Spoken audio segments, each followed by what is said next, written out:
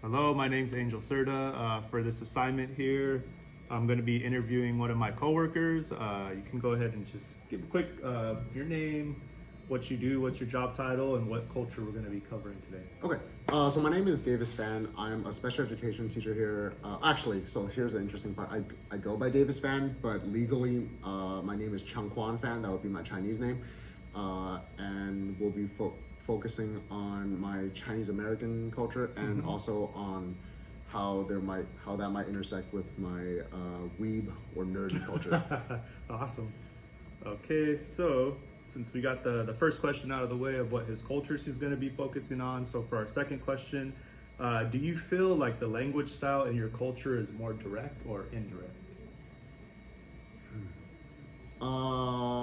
I think on the Chinese American side, there is a lot of indirect language when it comes to conflict resolution, when it comes to kind of relationship building. I would say, I mean, from family, it can be very direct, especially if we're criticizing people, we're very direct with that. But when it comes to conflict resolution, anything that requires people to get very touchy-feely, anything like that, it's very indirect. For example, I've never been hugged. That's just a thing. I'm not sure if that's ever come up in our conversations, but I've never been hugged. I love you are not words that Chinese Americans my mom and my dad are immigrants. I'm an immigrant, so they're very Chinese, and I love you is not a thing. The words thank you did not really enter our vocabulary until probably about 10, 15 years ago, and I'm in my 30s now. Gamers, I think, and nerds, I think we're very much the same way, where how do we build relationships, right? We kind of just insult each other, right? Yeah, exactly. Yeah, you don't say nice things to your friend, So I think generally we're very indirect when it comes to anything that's touchy-feely, when it comes to being nice to each other, but we're very direct when it comes to criticisms, because your friends will tell you if you're on a team how bad you're doing. Absolutely. Yeah. So that's interesting, just because myself growing up in more of a Mexican American culture, we're kind of the opposite when it comes to that. There's a lot more of that hugging, that I love you, that calling each other and just checking in. There's a little bit more of that direct approach to the way that we do things. So it's kind of interesting to see the other side of that from your culture.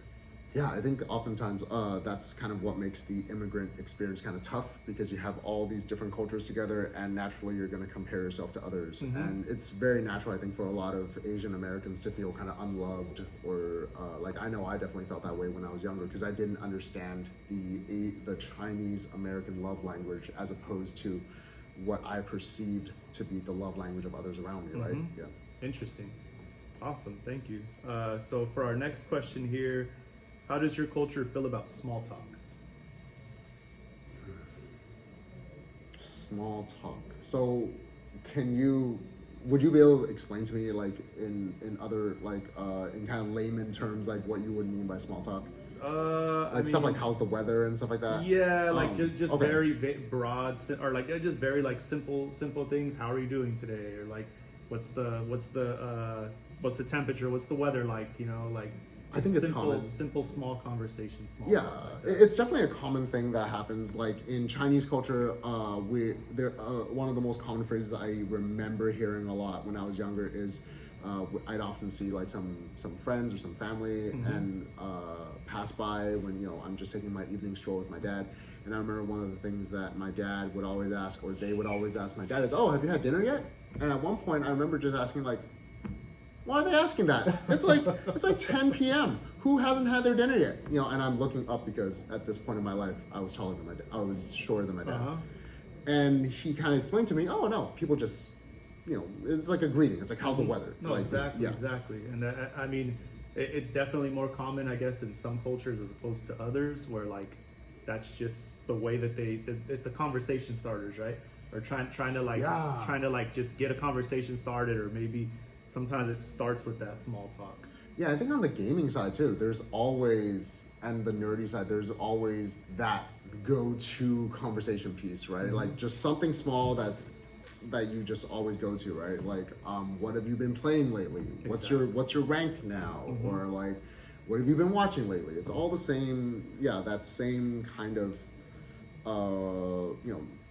the same kind of thing where it's just small talk. You're just trying to start a conversation. Yeah, I'd agree with that too, because I'm a gamer as well, so we do that. Tends to be one of our go-to questions. It's always seems to come up when you're talking to someone, maybe you're meeting or not really too familiar with as well, where it's always that, what are you into lately? Because the way that the games change so often, it's like just trying to kind of figure out where you're at in life, I guess. That's an interesting one too. So for our next one here, how does your culture feel about interrupting during a conversation? Yeah, it actually bugs me a lot because I think about this and now I'm processing this, right? In Chinese American cultures, I think interruptions, or for that matter, like multiple conversations at once, is a very common thing, right? The dinner table is a very loud place sometimes when people aren't eating, but then once the conversations start, you could have 3-4 conversations going at once, and sometimes you're wondering, is this person listening to me? What's going on? And that is a very common occurrence. I don't know how weebs really feel about it, because I think that is more of a, I don't think like the nerdy side, I can't think of any connection to interruptions. No. I think that goes back to more what we classically think of as culture, right? Like, how do Mexican Americans feel about it? Chinese Americans, American Americans, right? Yeah. Yeah, I could definitely see that too, because I mean, most of the times when we are gaming or in our little chat parties playing games, it happens all the time, right? Right. Somebody's calling something out that's going on over here, another person calling something out over here, but those conversations are constantly interrupting each other, but nobody's really bothered by it. Right. Interesting. So for our next one, what is something you like about how your culture communicates? You know, I was gonna say this earlier about the small talk thing. I was just thinking about like common phrases, common things like that. One thing I really like about, like, this is like the nerdy side, is that there's a lot of the shared language of memes. Like, that's how nerds communicate, right?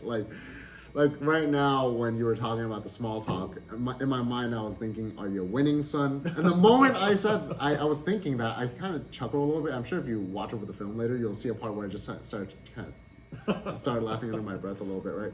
And I like that there's such a shared language over the dumbest things. Of course. Like nerds, we will always have that, right? With Chinese Americans, see, that part I don't really think about, because I think communication is kind of one of the weaknesses in our culture. We actually don't communicate much. So I think, if anything, I guess this is something that it took me a while to get used to, because I think when I think about my Chinese American roots, I think I'm more American than Chinese sometimes. In some ways, I'm more Chinese than Americans in other ways. And I think, and one of the things is that in Chinese American culture, there's a lot of nonverbal communication, or a lot of reading the situation in a sense. So, for example, you should not have to be asked to do the dishes. You should not have to be asked to do task A, task B, task C. You should know to do it. You are kind of pushed to become proactive. And I kind of like, I guess, the end result of that, like how it pushed me to become more proactive as a person.